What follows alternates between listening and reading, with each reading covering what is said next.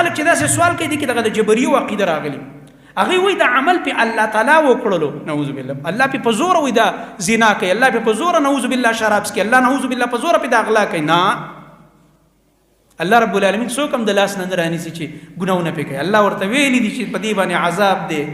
چې غلا دې وکړه په دنیا کې دې لاس کټ کېږي او آخرت کې عذاب دی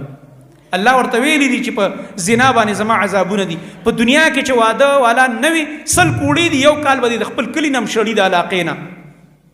دا به تا ته سزا چې خپل کلی ته به نه راځي کلی به په تا بند دي علاقه به په تا بند دی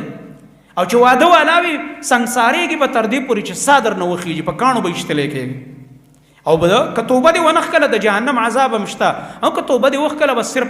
هغه حد به در باندې جاري شي د زنا بس پاک به شي توبه به وباسي الله ته لکه نبی علیه الصلاة والسلام چې هغه ماعز او غامدیه باندې حد جاري کوو بعضې صحابو د خولې نه غلط الفاظ وخته چې کاڼي پې کله ورول او مړه کول یې ځکه هغه واده والا او زنا یې کړی وه ولې ده ته الله حلاله نکاح ورکړی دی په ګنده ځایونو کې ګرځي ده خو ژوند نه دی په کار دی خو لګې د معاشره ګنده کوي ده خو مرګ په کار دی چې اسلامي حکومتي نو بعضې ملګرو د خولې نه غلط الفاظ راوخته سپک سپک الفاظ یې ردی باره کې ویل نبي علیه السلام فرمه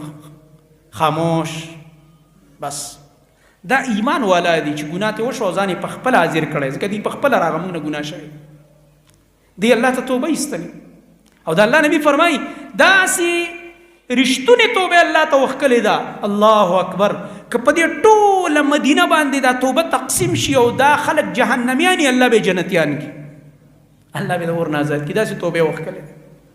ده توبه دې ویستله بس الله دې معاف کړي غرض مې دا دی زما محترم ورونو دا د الله رب العالمین علم دی چې الله مخکې نه لیکلی دا نه چې ګینې الله په زور په تا باندې دا کار کوي الله تعالی اختیار درکړی قرآن کې الله نه فرمایي نه اما شاکرا و اما کفورا دا انسان پیدا کړی یا دې شکر گزار شي او یا به کفر اختیار کړي ناشکره به شي او بیا د هغې خپله نتیجه هم ذکر کړی که شکر گزار شو خو جنت ته به ځې که ناشکره شو نو عذاب دی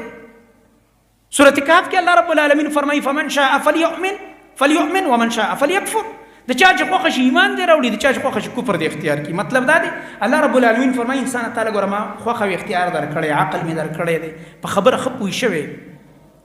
رسول مې رالیږلی قرآن مې رالیږلی ستا په مورنۍ ژبه کې تا ته د هغې بیان شوی دی اوس ستا خوښه ده په کومه لاره ځي دغه سمه لاره د اخرې جنت دی دا بله بده لاره د اخره کې جهنم دی اوس په خپله ګور